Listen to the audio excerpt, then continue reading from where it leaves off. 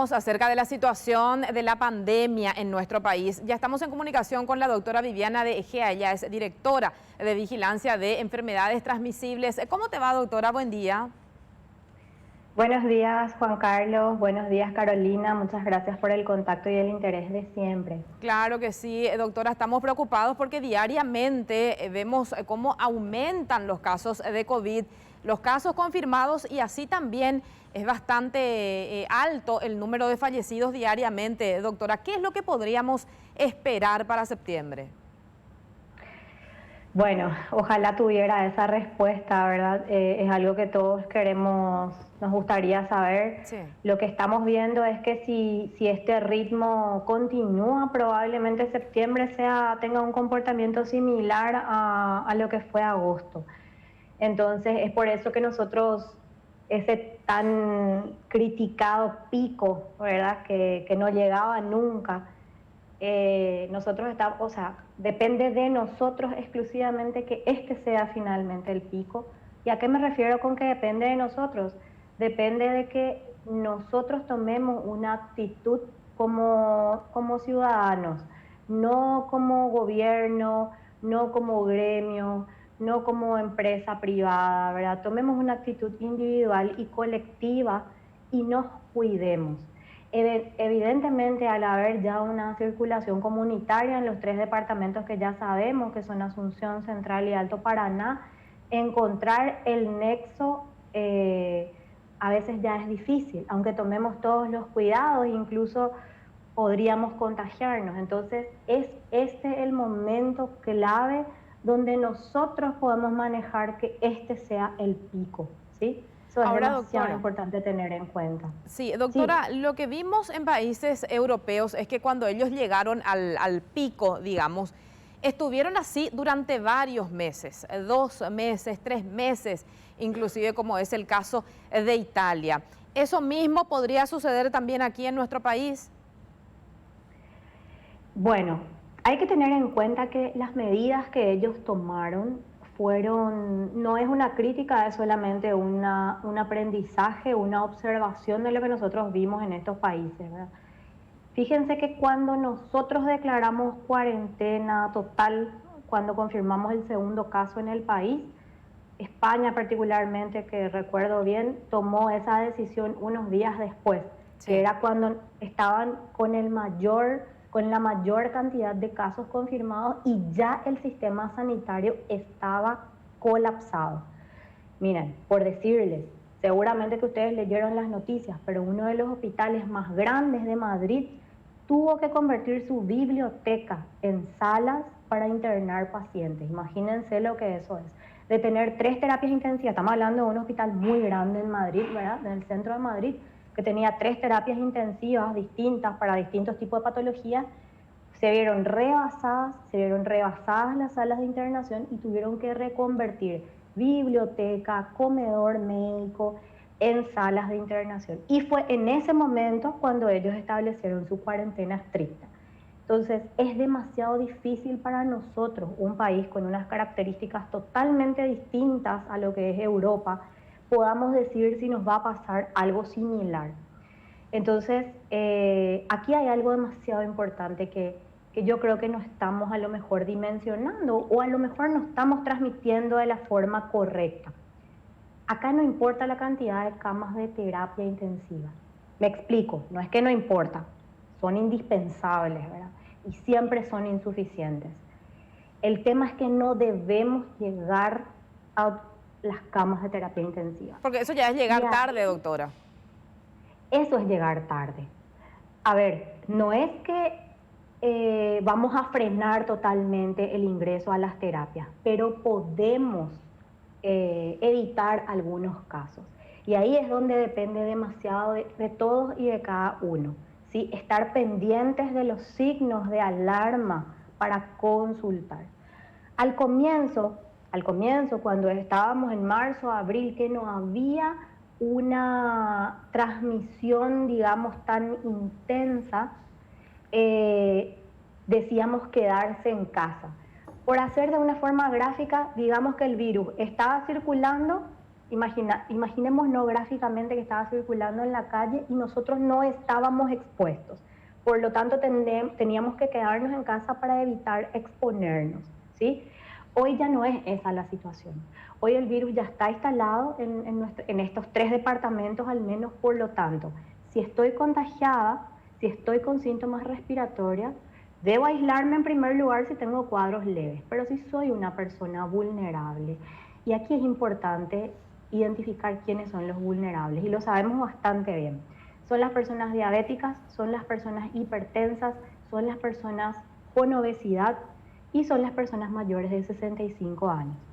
También es importante tener en cuenta que hay otro tipo de grupo de población que también es vulnerable, que son las personas que tienen algún tipo de patología congénita. Específicamente me refiero al síndrome de Down, que es la patología congénita más frecuente en todas las poblaciones del mundo, digamos.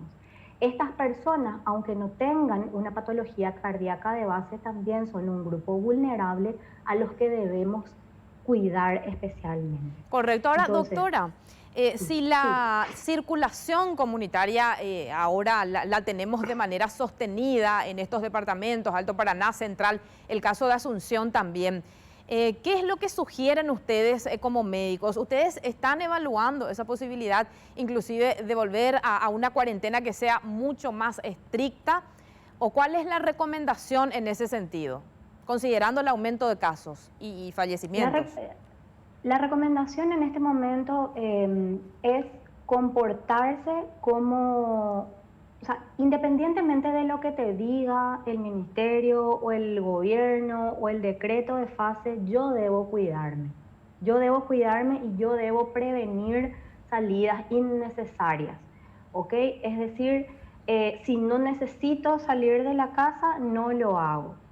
Hay actividades que están contempladas dentro del decreto de la fase especial en la que estamos, ¿verdad? Porque hay ciertos lugares, por decirte, restaurantes o lugares que se apegan a los protocolos sanitarios que son seguros, ¿sí? Pero también ahí depende de que nosotros cumplamos esos protocolos. Si yo me despierto ahora mismo con una rinitis, me chorrea la nariz, me pica la garganta, ¿para qué voy a irme hoy a ese lugar que lo puedo evitar? ¿Sí?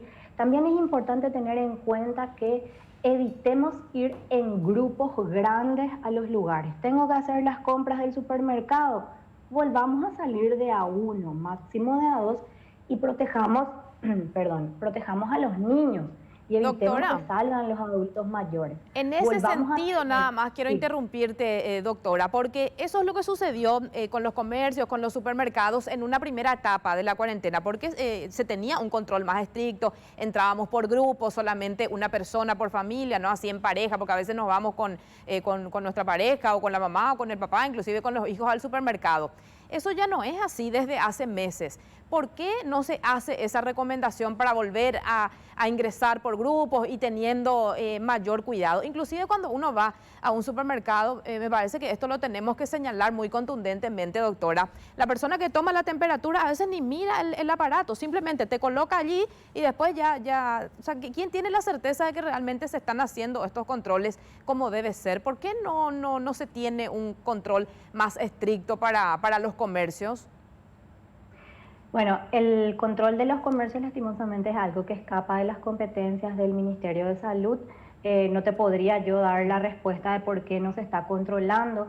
Lo que sí te podría decir es que si no te sentís seguro en un lugar, ¿verdad? Vos te vas a un lugar, imagínate reservaste un restaurante, un bar que está permitido en grupos pequeños y vos te das cuenta que ellos no están cumpliendo el protocolo, la recomendación es que no acudas a ese lugar, te retires, te vayas, ¿verdad?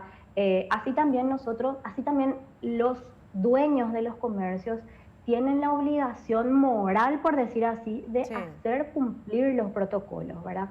También acercarse con mucho respeto y decirles cuando no están haciendo las cosas, les podemos decir también, todos tenemos derecho a hacer los comentarios para cuidarnos entre todos. Eso significa cuidarnos entre todos realmente.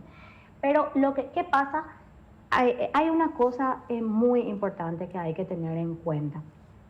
Si por los procesos burocráticos o por lo que fuera, el gobierno no te está diciendo, ¿sabes qué? Evita aglomerarte. Nosotros tenemos que tomar esa conciencia. Si bien es cierto que desde el Ministerio de Salud nosotros lanzamos las recomendaciones y decimos, como yo te estoy diciendo ahora, no vayas a un lugar donde hay mucha gente. No vayas a un lugar donde estén aglomerados, donde vos le ves que unos cuantos tienen el tapaboca por debajo de la nariz, donde ves que de repente el lavamanos está sucio, porque eso es otra cosa. Paraguay se sacó, no sé, 10 felicitados en poner lavamanos y agua y jabón en todas partes. Pero no sé si ya te fijaste en algún lugar que ya nadie se preocupó en mantener limpia esa zona. Sí, sí, sí, lo notamos diariamente, doctora, en diferentes puntos. Entonces eso, ¿verdad? Tenemos que tener una conciencia social. Podemos estar más o menos enojados con nuestras autoridades, podemos estar de acuerdo o no en muchas cosas, nos pueden caer mejor o peor algunas personas que salen a hablar, ¿verdad? Pero acá lo que tenemos que hacer es objetivo. ¿Y qué es objetivo? El aumento de los casos confirmados. Eso es objetivo, esos son los números que te hablan. Y hoy ya no hay nadie que te pueda decir, es mentira esto del virus, yo no le conozco a nadie que esté infectado, ¿verdad? Hay todos en nuestro círculo, tenemos alguna persona cercana o lejana que ha sido positivo, algunos lo han pasado como un cuadro leve, otros no. Entonces, a eso nos referimos con cuidarnos entre todos. Evitemos situaciones que nos pongan en riesgo, ¿verdad? Quiero volver atrás, si me permitís, al lavado de manos. Lavado de manos. Lavado de manos. Este simple hecho es históricamente el hecho que más vidas ha salvado cuando hablamos de prevención de enfermedades infecciosas. A lo mejor estamos ya cansados de hablar de COVID, así que te voy a comentar otra cosa. Si vos haces un lavado correcto de manos, vos evitás también la transmisión de bacterias resistentes a los antibióticos, por ejemplo. Esa es una pandemia que se ha quedado oculta por debajo de la COVID-19. Esta pandemia de infecciones por bacterias resistentes a los antibióticos, en el 2016 se hizo un estudio que si no hacemos nada como mundo, ¿verdad? A nivel global, para el año 2050 va a llegar a ser la primera causa de muerte por encima del cáncer. Correcto, estamos hablando doctora. de la misma medida de prevención, lavado correcto y frecuente de manos.